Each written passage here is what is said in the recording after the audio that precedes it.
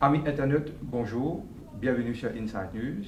Et là, un phénomène à Maurice, c'est de plus en plus nous remarquer qu'il y a un travailleur social, c'est un jeune et aussi un dame. Aujourd'hui, nous avons plaisir pour accueillir Aurélie Perturbe sur nos plateaux, qui est un travailleur social. Et Aurélie, comment se fait-il en tant que jeune, vous faites tomber dans la marmite de ce sujet-là? Alors, moi, depuis ma soeur, depuis longtemps, dans nos quartiers, nous habitons à Saint-Pierre, nous trouvons ça jeunes-là, comment en difficulté, et nous avons envie, comment dire, proche avec eux et eux. D'accord. Et comment je finis démarrer, ou avec tout ça, je finis discuter avant, est-ce que vos parents finissent accueillir ça? Parce que être travailleur social, c'est, il y a des fois, comment dire, la police a 24/7, n'importe qui est au cas au téléphone, et so on. Alors, nous avons une idée ensemble, nous avons donc nous avons une passion pour le social, nous montons des affaires ensemble pour mes enfants de nos quartiers, à travers dans le secteur, vers Saint-Pierre, Villemain, tout ça. Et nous avons une cause, nous demandons la cour nos parents surtout. Nous cause maintenant, ils bien encouragent nous. C'est-à-dire que je suppose les parents aussi. Bien suppose les parents, ma membre de la famille aussi. Bien aide nous pour faire monter ce projet-là. D'accord, justement, ou la parraine, entre guillemets, qui nous capable de dire ensemble avec tous ces, une association qui appelle Un enfant, un sourire. Et est-ce que vous êtes capable de causer l'association? Alors, nous créons une association Un enfant, un sourire depuis 3 ans. Et nous montons des affaires ensemble et puis nous commençons à faire des dons, nous commençons par petit. Nous faisons des dons dans les secteurs tels que Saint-Pierre, Villemain, quartier militaire, nous faisons des dons matériaux scolaires. Et vous êtes engagé plus au niveau des enfants? Des enfants. Oui, nous mettons l'emphase plus sur les enfants. Oui, matériaux scolaires, la nourriture, couche pour bébé, des affaires nécessiteuses pour eux. Est-ce qu'ils ont fait un groundwork avant comment dire, joindre cette famille-là? Comment ça a passé? Raconte-nous un petit peu. Alors, on finit à guetter un petit peu partout, côté on a un peu de difficulté partout, on a un problème. Et puis, nous essayons de nous discuter ensemble, nous organisons transport, nous prenons le numéro de parents là surtout. Nous demandons leur cause, ils ont accepté aussi, si nous faisons quelque chose pour eux. Et là, nous finissons, organiser tout, là, nous faisons une collecte, nous faisons un don qui est avec nous. Et puis nous prenons les choses, nous amenons avec les parents.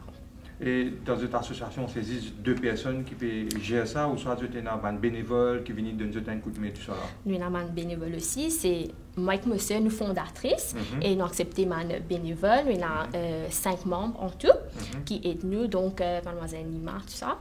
Et ils aident nous bien faire bénévole, nous joignons tout ensemble, nous négocier, nous organiser, nous aider tout ensemble. Est-ce qu'il est difficile au terrain, des fois, quand on trouve des enfants qui ne peuvent pas gagner de cadeaux, par exemple, pour la Noël? Comment, en tant que femme, déjà, ou vivre ça? Alors, c'est vraiment difficile, c'est très touchant surtout.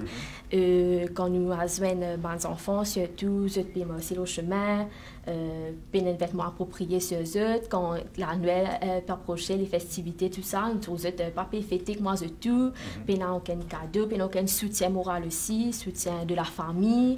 Nous trouvons négligés. C'est vraiment difficile, c'est très touchant de voir ces jeunes. Justement, un enfant, un sourire, la Noël, il est derrière la porte. Au but, c'est pour amener un sourire sur les lèvres de ces enfants-là. Comment je peux organiser? Qui je peux faire? Alors, on a déjà fait des activités. Dernièrement, on était parti à Kendra. On a placé un arbre à suer en collaboration avec Ascensia. Et on a fait un arbre à suer pour les enfants. Le projet, c'est donc les personnes doivent venir prendre des cartes et exercer les souhaits des enfants. Et puis, dernièrement, en collaboration avec Waza FM, on a fait une collecte de cadeaux, on a partagé des cadeaux. Nous avons encore quelques jours avant la Noël. L'antenne est ouverte. Si vous avez envie, encourage la population pour venir donner un petit coup de pouce, pour mettre un sourire c'est le visage d'un enfant. Qui met ça pour passer? Alors, moi, je dis à mes jeunes, si vous avez envie, si vous êtes dans les temps libres, si vous avez envie, approche-nous.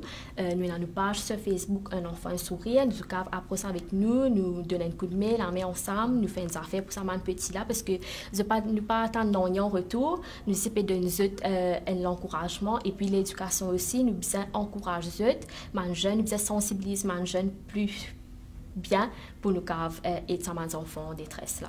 Un enfant, un sourire, déjà, il a 3 ans. Et je ne fais de bonhomme petit chemin. À cela, 2020, une nouvelle année, je pense que c'est un nouveau objectif aussi. Alors, premièrement, je prends l'initiative pour donner des cours particuliers aux enfants qui, par exemple, dans le moyen pour payer le leçons, je donne gratuitement dans un centre tout près de chez moi à Saint-Pierre et que je peux encourager, pour aider pour faire le nécessaire pour l'éducation. Et puis, deuxièmement, nous allons bientôt nous faire une grande soirée dansante pour collecter des fonds. Et puis, nous pouvons garder ces fonds-là pour les enfants, pour en servir pour eux-mêmes. Merci beaucoup et nous souhaitons bonne chance et bon courage dans notre combat. Merci beaucoup.